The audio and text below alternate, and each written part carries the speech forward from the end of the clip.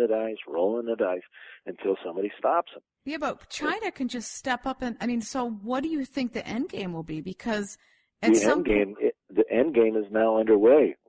China is saying we're vulnerable, our shipping lanes are now vulnerable to import our oil. And so they're now working with Russia to build a pipeline across that huge expanse of both Russia and China. I mean, imagine that project, would you? Just look at the map.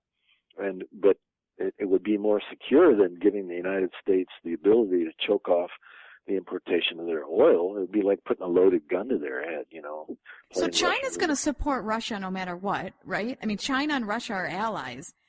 Or do we think, if we're going to try to take over China too, they're going to be allies for sure. So is China, do you foresee China not defending Russia? Because I think that's the only way this would ever. No, they've already, they understand what's going on. Okay, so do you think they're rational over there? Are they rational, or is China rational, or do you think China will be irrational? I don't think either Russia. Well, let's just play with some numbers for a minute, okay? The Stockholm Institute for, I forgot what it's called, SIPRI, Stockholm Peace Research Institute, every year puts out the global totals on military spending, okay? So last year, when you add up the whole world, who spent what on the military, the U.S. is leader of the pack at 34%, okay? You add up all the NATO allies to that, they come in at over 50. To the U.S. number, you come in at over 50%. Russia, 4.8%. China, 12%. Okay? So you got U.S. and NATO allies well over 50%. You got Russia at 4.8%, China at 12%. That's 17%. Who's the real threat here in the world? Well, we're a threat militarily, but China has a threat business-wise. They can hold back resources, and we won't. They have but our it's not in China's interest to crash their own economy. If China, they hold a lot of our debt, right? China doesn't want to see the United States economy implode, because what happens? Exactly. They got a lot of people that are out of work, and they got domestic problems and at home, right? Yeah, well, they're just kind of walking a tightrope. They don't really it's a very difficult situation. They don't know what to do. Well, I'm sure they don't really know what to do. But in the meantime, China knows they're dealing with a very irrational player, U.S. and NATO, a warlike alliance. And excuse me for saying it, but I'm going to tell you that what I really think and feel here. There was a guy named Bertram Gross, college professor years ago, that wrote a book called Friendly Fascism. And he reminded us that what Mussolini's definition of fascism was the wedding of corporations and government. It's my contention that our government in the United States of America is controlled by corporations. They control the country. They control the Congress. They control the presidency. They control the courts. I would say that's true. They're big corporate money. And so what we now have, that's why I called it a corporate criminal syndicate. We don't have a democracy in America. We have an oligarchy. Oligarchy is defined as control of the many by the few. That's what we have today in this country. The corporations are controlling the government. Yeah, and because of what was the name of the Supreme Court decision that, said you can spend money. Oh, yeah, the PACs, super PACs. Yeah, that changed politics significantly. Yeah. So that's where we're at. And so, so China and Russia, look out, they're not communist countries anymore. They're capitalist countries. They are. There's no doubt about it. But they are, I will say this, it's my opinion for what it's worth, I think they are trying to take care of their people in a better way than we do. We're dog eat dog, every man for himself, the hell with you and everybody else. And at least I think they're trying to use the resources of their country to look out for one another. There's still an ethic of that in the world. Although they have issues too, because China does some pretty gruesome things to their own people. Well, they got their problems, but they do. We have more people in our jails. We got more people in jail than anybody else in the world. Let's talk I know. about So when you start talking about, the fact of all the ugly things they do in China, where they sell body parts and things, then I think, well, that's awful. But then when you look at our percentages of people in our prison system, it's like, well, gosh, they don't have hardly any percentage of people-wise, we are way over the top. And look how many of those people are now. You got to go see this new Michael Moore movie because he talks about all of this. Who do we invade next? I saw it yesterday. It's quite a brilliant film, and but he talked about this whole prison slave labor now. You got all these young black people in jail in 35 states. When they get out of prison, they can't vote. And so they're essentially that's too bad. Slaves anymore. But people are working for pennies an hour in the prisons, doing all kinds of corporate work, right? So the corporations, that's slave labor, by any definition of the word. So, well, I think there's a left-right coalition going on in this country, and I don't think people realize, how strong that coalition really is. And it'll be interesting to see how things develop, because there really is a left-right coalition. They obviously have their differences, a lot of differences, but there's a coalition when it comes to this part. People don't like to see corporations abusing people, or bottom line, they don't like to see our government not being used for the purpose that it was intended to be used for. And for the regular person to be thrown out as not important for the sake of, special interests and a smaller amount of people. And that's where the left-right coalition, I think, is coming together for our country. But, I have a question for you, which is kind of a curveball. So much of our world finance happens in the city of London, which is part of London. They pretty much are the financial, control of the world. And they joined the BRIC countries with that World Bank that they put together. England did. Where does that come in?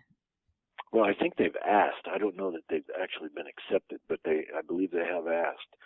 Where does that come in? I think it's a strategy to try to stay relevant, okay? Try to stay in control, keep your fingers in the pie. And I think to try to control both that way. I think Russia and China are smart enough to know how to play that particular, play that one. Yeah, because the city of London, it's like Washington, D.C. They have their own rules. They don't follow the same laws and rules of the country. They make their own. And everything gets done through the city of London when it comes to finance. I shouldn't say everything. A significant portion of things get done. Yeah, and apparently I once read, I know how true this is. I won't swear to it, but I will say that I believe it, that the Queen owns a lot of America. I mean, she's got massive investments in our country. So clearly London owns a lot of the world. So I think you're right about that. Well, but it's interesting. I just read this morning that Russia actually owns a spaceport in our country. Really? Which one is that? I read it on. I'll send you the link, and I'll actually put that link up on the site when I put the show up. But they own one of our spaceports, which I think is interesting. And China owns a lot of our country. Yeah. It's becoming, an interlocked planet. When I look at the picture of the planet, I never see flags and boundary lines, between places. I don't see, that person's an Eskimo and that person's a Russian and, that's an American. I just see this orb. You want to talk about space. You want to talk about space travel. We are traveling in space. We're on a little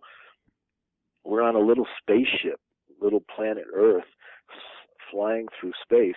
And you want to talk about, going inhabiting other countries.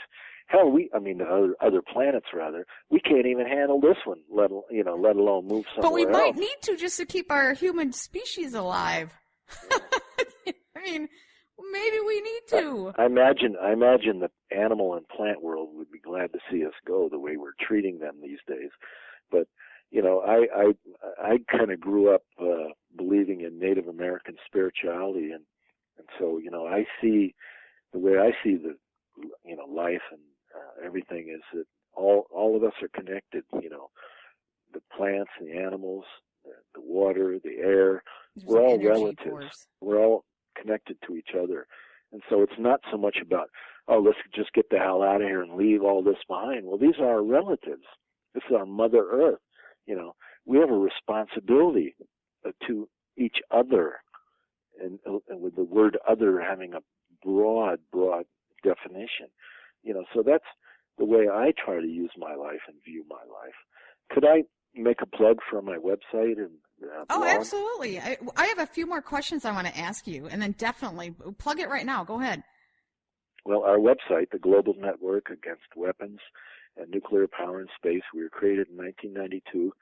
Our website is spaceforpeace.org, spaceforpeace.org, and I invite you to follow me on my blog. I blog every day. I post videos. I write things on my travels. I put reports up there. It's called Organizing Notes. Organizing Notes. You can just Google that along with my name, Bruce Gagnon, and find it very easily.